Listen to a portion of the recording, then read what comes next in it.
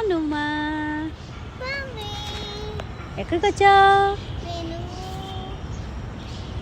Dubbing వచ్చా. ఓ నీ film డబ్బింగ్కా? ఏ స్టూడియోకి వచ్చావు?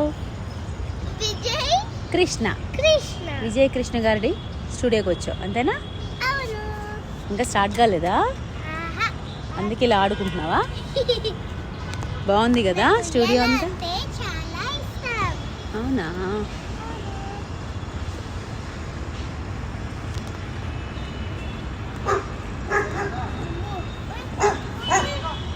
మమ్మీ చూడు ఏముంది చూడు అన్నమ్మ.